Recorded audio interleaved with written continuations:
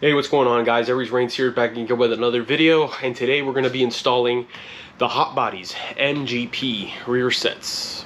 Mind you, it's my first time doing rear sets. A little skeptical on it, so just bear with me, deal with me, and my nuisance and my lack of experience. So here goes nothing.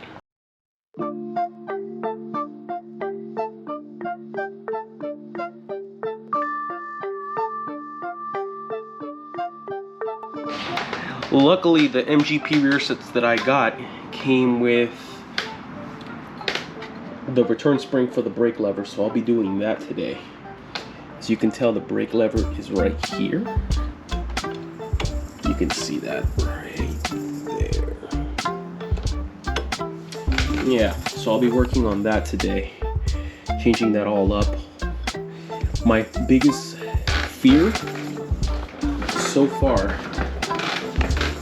is going to be doing this part, believe it or not. I gotta keep it exactly at that 90-degree angle. Eventually I will turn this into a GP shift.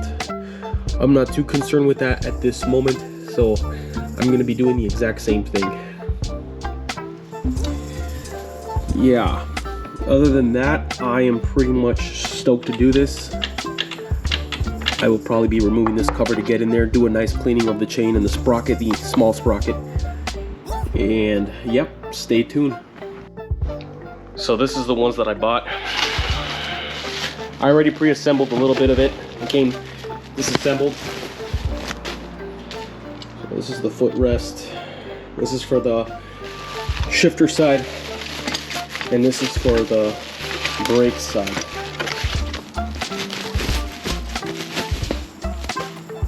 Right there. I'll be working on this right now. This will be the first side I'll be doing right now. And I'm gonna take my time. I got nothing going on today, so I might as well do it and take my time. Came with hardware and it's return spring. That way for the brake, so that way we don't have to buy a banjo bolt. The shifter pegs, and it came with its own rod. I even bought some extra ones because I know I need red and I'm running out of blue, so I need a new one. I'll be doing that. All right, let's get to it. We'll start off with the brake assembly first. Just heads up, Hotbodies does not have a video out for the rear sets yet. I had to resort to Sport Bike Track Gear, which they have done their own. But it was on a Yamaha. Same concept, except they had to cut this line shorter because the rear set sits a little higher. If you guys want to see how it's going to look, that's pretty far back. Luckily for me, unlike the Woodcraft, there's a nut on the back. These don't have them. They have threads in the actual bracket. So if I feel uncomfortable at any point, I can always remove and play with them. So that way I can make it lower. Right now it's at the highest setting. One of the highest, but not too far back. It's in the middle. Worst case scenario, I would put it one down. See that? 5 here, 5 there. This is where your brake master brake cylinder goes. And that's the eccentric bushing, that red thing. Might not even need it. We'll see, because we want to make sure that we have enough travel. Pull the brake lever, there's got to be enough travel. So we'll see. We'll start off by removing these. I believe these are 6 millimeters. All right, let's break this torque. Crap, I have to do it the other way.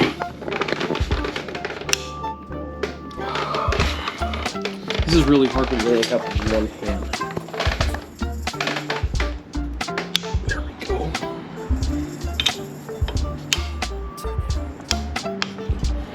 I need a cameraman for this job.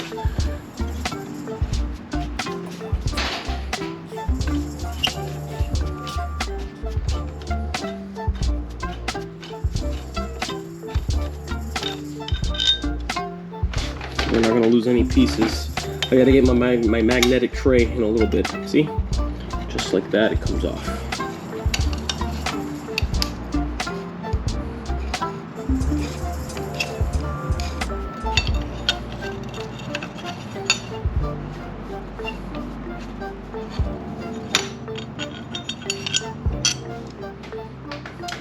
just like that.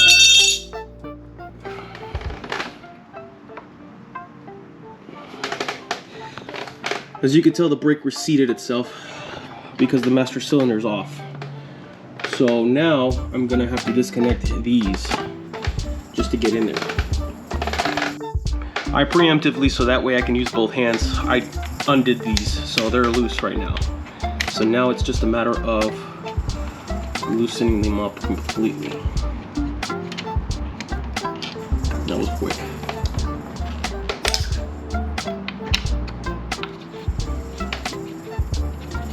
The whole entire set should come off right now.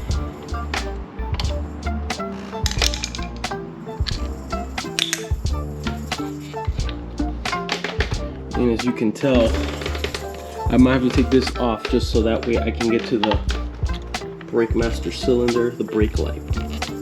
And once I can do that, it should be cake. There's a cotter key right here in the back that's preventing me from moving it. I took off the panel, so now I just gotta take off the cotter key. That cotter key was a little harder to get out, but I finally managed to get out from the brake master cylinder. I'm not gonna touch anything else from this. Leave that part alone. I have to remove this. This has like little clip-ons on it right there. So I will be pressing them in to get this out of this hole, and then I can go ahead and start working on building the other assembly. You guys know me, I love pins, so I had to use one of my punches to press it out. Pop these in there. There's two of them. Pop it out from this area right here, and voila, it comes off. This is the actual foot pedal for the brakes.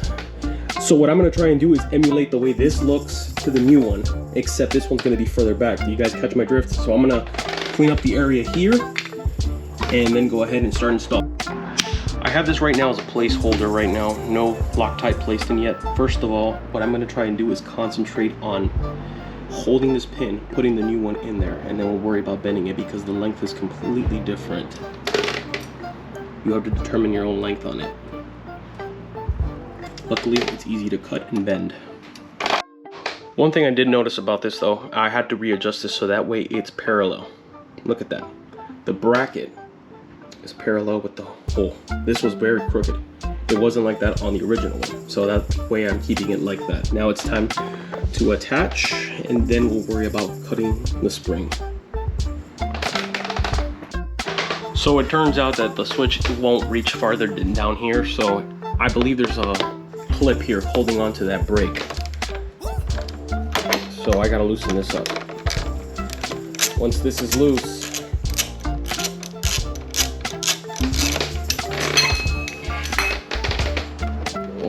loose, then I can worry about taking off the panel.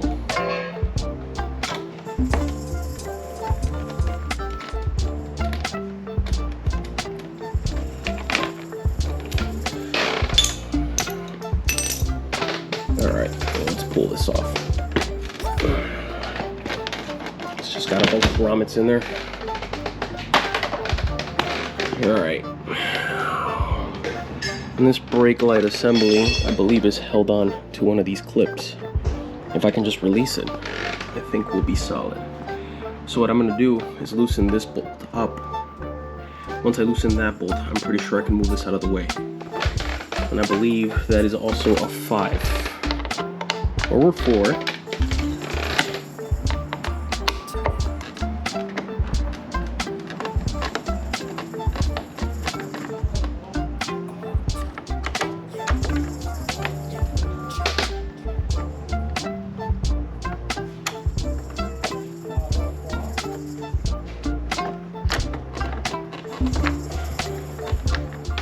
Okay, stay tuned. Well, all right. That was a hassle to mess around with the spring. This probably still have to adjust. It's all going to be adjustment from this point on. Right now I got to remove this ring and then connect this on there. Then I can snap that ring back in place. No need for a cotter key.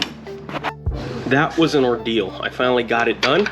So now when you push, the brake lever actually moves when you press. Don't worry about distance and travel afterwards. So this was a real hassle. I actually got to install this. This one for Hotbodies doesn't really work the way it's supposed to. So they said that the banjo bolt was supposed to help out. And no banjo bolt, I mean. So I guess my bike definitely needs a banjo bolt. So whenever I press the rear brake, no light comes on, which is okay for me because honestly, I don't really use the rear brake often. I only use it together when I need to make a quick stop. Most of the time, the only time I really use the rear brake, to be honest with you, is when I'm in traffic, bumper to bumper, going to base, and I'm using it just to like, not to rest my fingers. That's the only reason why. And then the track, I don't even use the rear brake at all. There's no need. So I can live with that mistake. I don't mind that at all. So this, I thought this was kinked. It's actually not. This is just the hose right here that's pressing up on it, but it's not kinked. I checked the brakes to see if it actually stops. I will give this a test ride afterwards, but right now, this is how it looks. The other side is not too bad. I just gotta measure the distance between our linkages right here so that way I know I am not messing this up. I'll be doing that and then just removing the rest of these. As long as I keep it the same, I should have no problem. So stay tuned for more. Hey guys, I had to order the Cavalry over just so that way I can have some help. My dad had to come by and help me out. I finally finished these. The Rearsets, Hotbodies Rearset MGP levers. Unfortunately, like I said before, I lost the brake light for the rear. I might have to end up buying a banjo bolt to replace this part. So yeah, so that way I have a sensor that goes all the way here for the rear brake. But in the meantime, I don't use the rear brake often. I only use it sporadically. So as long as I'm using both, people can see me braking. There's no big deal on that one, and I rely a lot on engine braking as well. Come over here to this side. Well, I made a snafu when I installed the other rear set. The rod is now longer, and I've installed GP shift. So my bike is now GP shift. I did it once over too, and I removed this panel here to clean it up nicely because that rear sprocket, the front sprocket, was so filthy and disgusting. I had to throw away 3 rags. It was caked up with gunk, and I cleaned up the panel so it's as good as new again. Nevertheless, this side was easy, the other side was harder.